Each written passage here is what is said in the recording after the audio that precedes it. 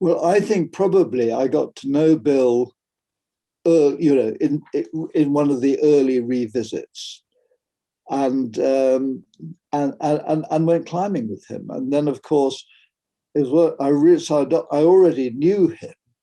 And then when this film project came up of Lakeland Rock, which was what was Border Television at the time, and they wanted to make a series, and I think and they wanted me to front it, and I think I then helped shape it, where we were going to do it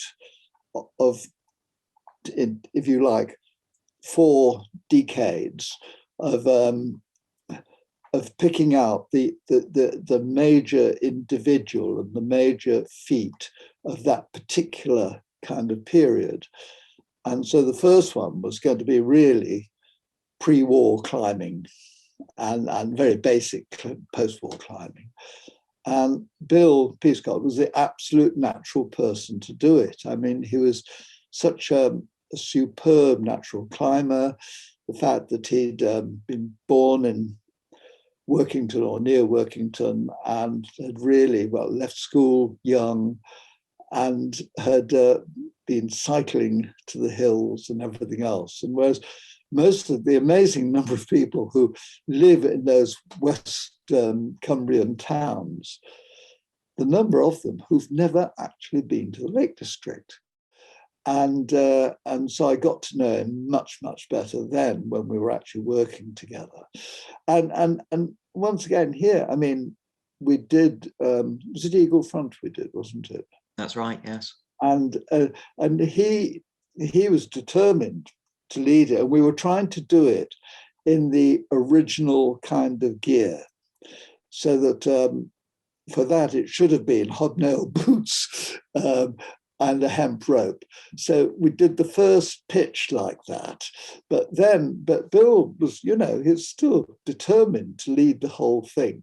So after that, quite reasonably, he changed into PAs, and we changed the rope for a decent nylon rope.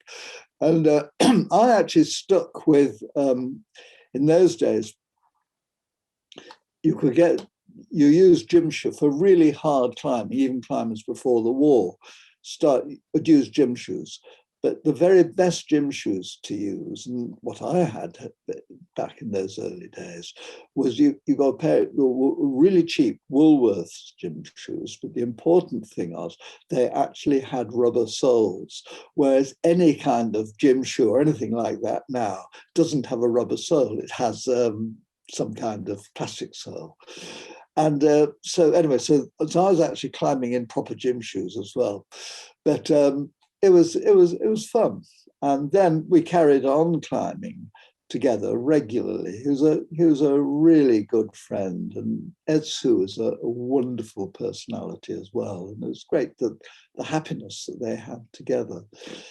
And of course, it was, in 85, when the very last thing before I was setting off to join this Norwegian expedition, which was going to climb Everest. And it was my chance of actually getting to the top of Everest with them. But the afternoon before I was actually going to fly out to join them, I went climbing with Bill.